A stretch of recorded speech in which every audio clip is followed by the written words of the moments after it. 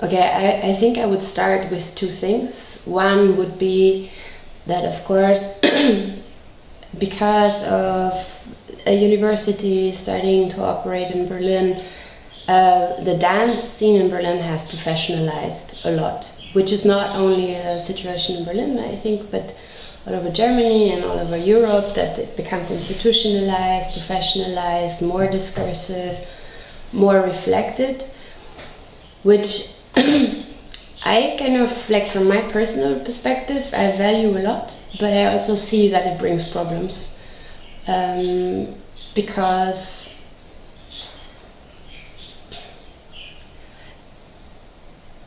I think that people that work more simply on physical practices and are not primarily interested in aesthetic reflections, they kind of need to find their other ways to work, I think. And also because, of course, the field then becomes much more professionalized, and that requires from individual artists a lot more work. So we have all become our own, like, our own self-employed, we have all become like self-employed entrepreneurs, and we kind of need to market and we need to contextualize our work. It's not enough to just do our work. And then I think second, the situation of dance in Berlin, because so many people come from so many different places, bring so many different discourses,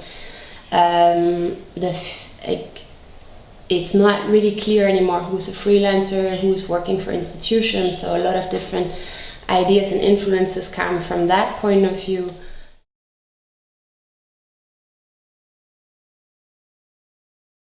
I would agree with the idea that people are quite involved with their own individual practices. I wonder if that has been different at any point. I cannot really make a judgment about that, because I haven't, maybe I kind of entered the scene in the moment when this started to happen. So I don't really know how it felt before. But what I noticed for sure is that it's not only about time issues, or like in terms of, if we speak about energy that is consumed for kind of promoting or being an individual artist, it's also, I think, quite a lot of emotional energy. And at some points, emotional energy, and even being worried to engage into something that might associate you with something, or so kind of, I think in Berlin specifically, people choose to stand for themselves, because the pressure is on that side. The pressure is on, like, being your own artist and promoting your individual work, and that people are quite worried to associate with something, or to kind of invest into something that might compromise their own individual careers. So it's not only, I don't think it's only about time economies, it's also about emotional economies, and that is making it difficult for people. Is this your case? I mean, are you talking about you particularly as well, or about you would say something different? Or my strategy is to look at the specific project that I'm engaging with, rather than, like, thinking about long-term associations. But that, of course, builds relationships to people, and I feel engaged with them, and we end up in a lot of different projects together. So that, of course, happens. I can only look at it retrospectively, I think. I can only look at what kind of projects have I been engaging with. I don't have like the one thing that I'm going for in the future. I think retrospectively it were a lot of projects that I have been feeling close to and trying to invest into were projects that were trying to instill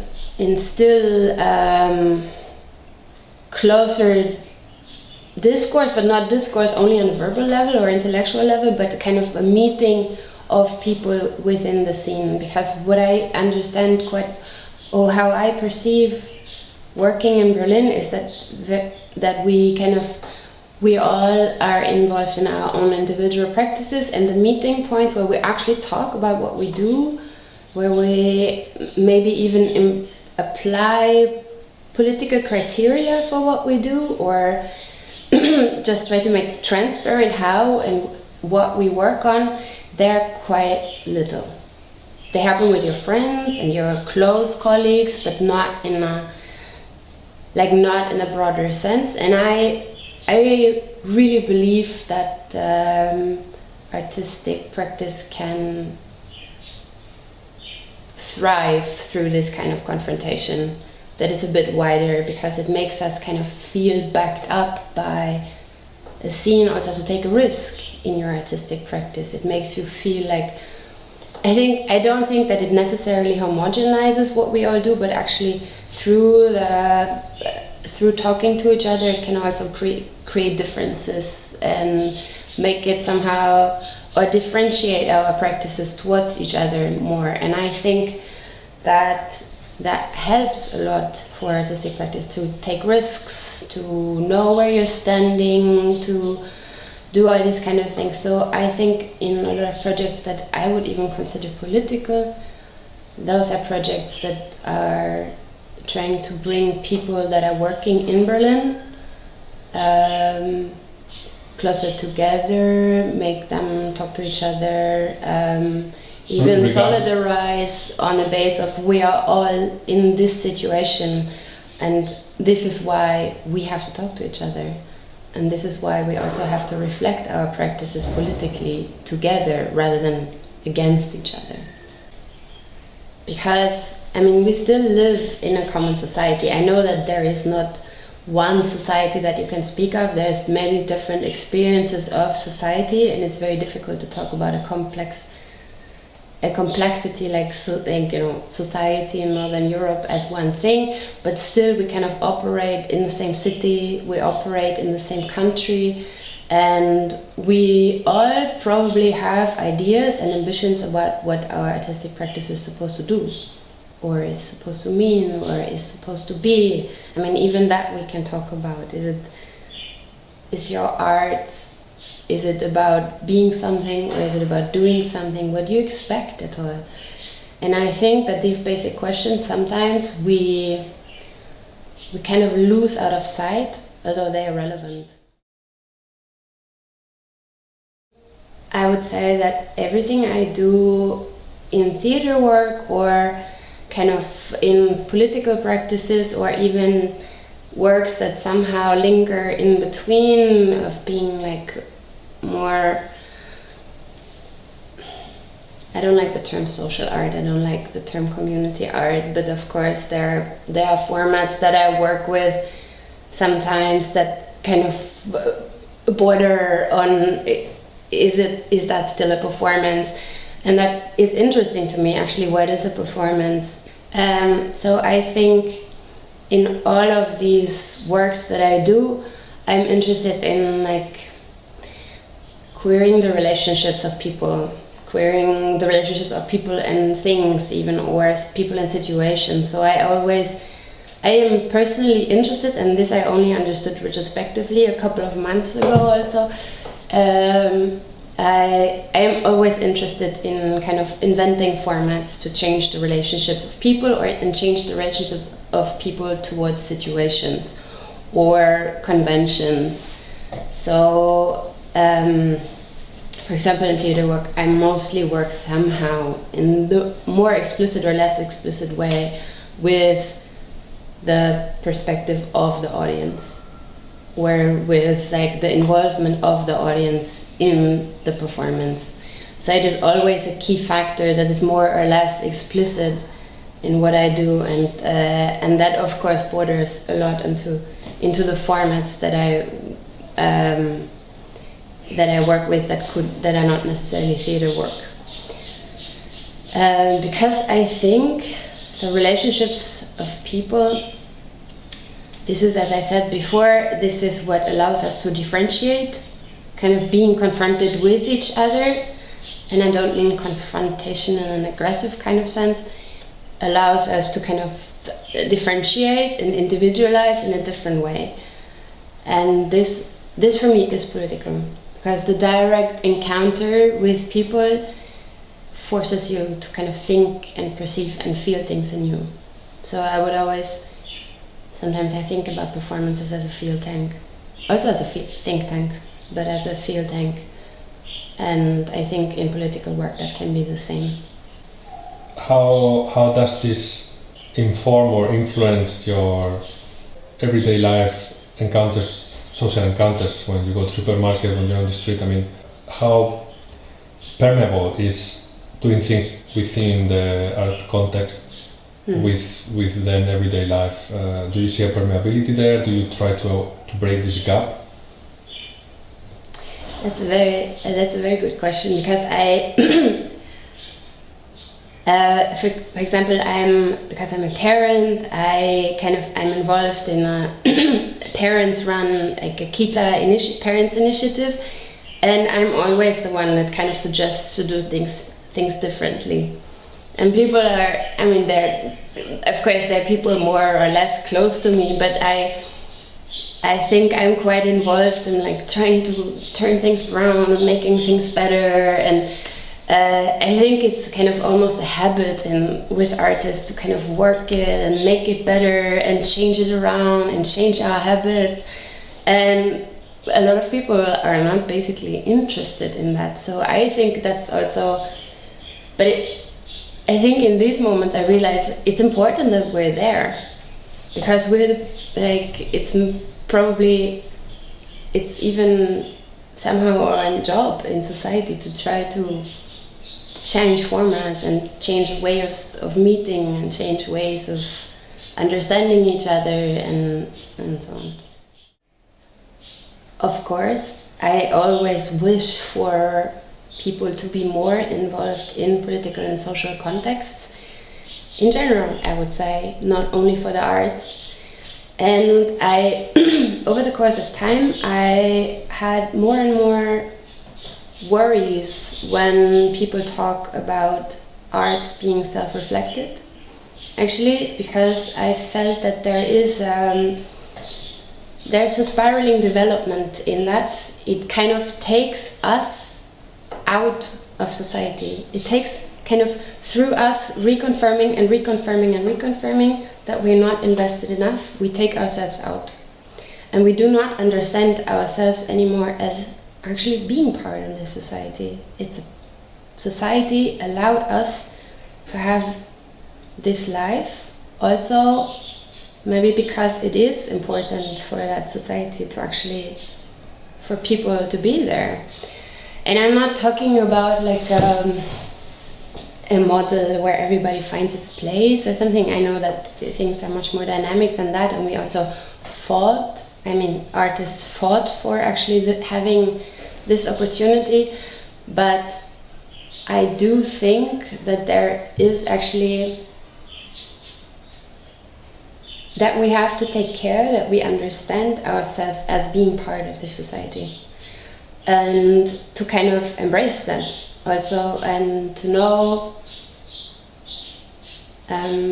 that we do contribute something. And that doesn't mean that we shouldn't think about what can we contribute, that we shouldn't think about how do I explain what I do to my grandparents. Of course it's an important question, but at the same time I really want artists to understand that with whatever they do, they are part of the society. And maybe it's not in the first place, it cannot be measured in the sense of like, was it efficient or not? But if we talk about queering practices also, of like kind of trying to reinvent formats and so on, and to kind of think queer to what is already established, it's a super important function. It's about keeping us alive, mentally, emotionally, effectively, and so we cannot measure it with how efficient is it and which kind of result does it cause politically immediately. And I think this is something that sometimes we want to be relevant, but I don't think that we should in the same kind of way.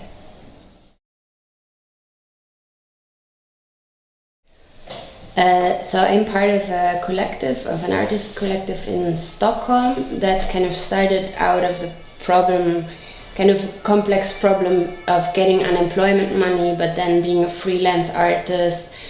And the only possibility to change that for people was to have to kind of fund a company together where we can kind of employ ourselves. So we're covered by a legal structure, but we are still working individual artists. And so that was kind of like it took quite a while to build up that structure. That was mainly one person being responsible for that and kind of trying really to invent a system. And then this kind of structure became a machine of producing more and more kind of conversation points for each other, of course, because if we would employ ourselves, we would try to kind of generate how do you say, like a status of how we want to be employed. What are the conditions of our employment? And then we would also start to negotiate with theaters that would hire us or invite us for a project to kind of work together with us on the different and the statuses that would, the kind of rules that we gave ourselves. So what is a minimum wage? What is a anti-sexual discrimination policy? What is an anti-racial discrimination policy within our own company? But then also, of course, with the partners that we work with.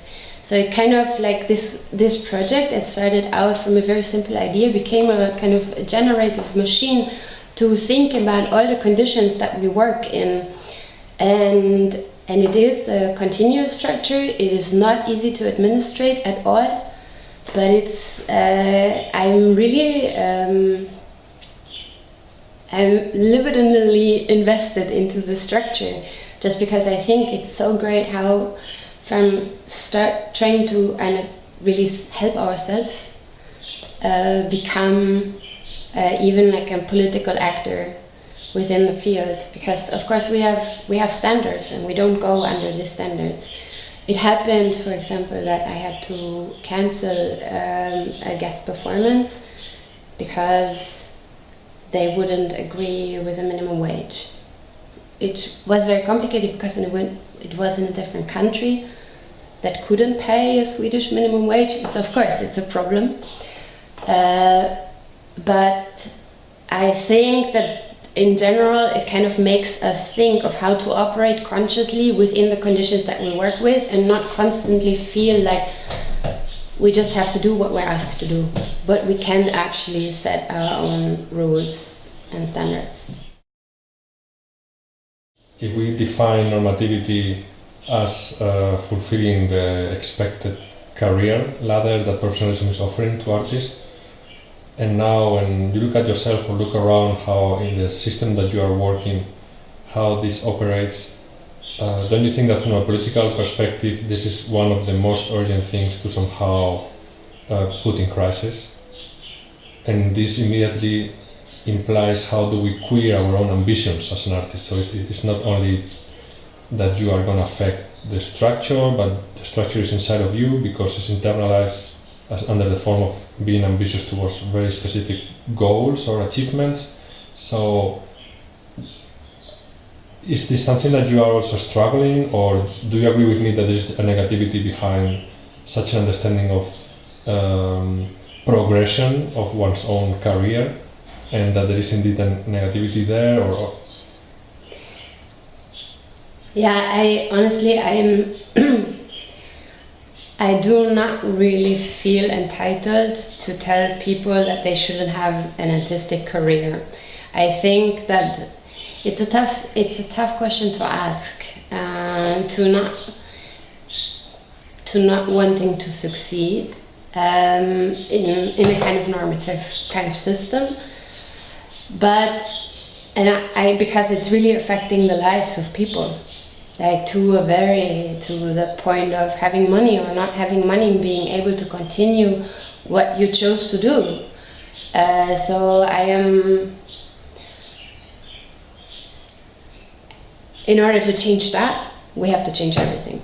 And I'm all in for changing everything, but I do not feel entitled to kind of question the willing to survive. But I do think that we can set up standards for ourselves.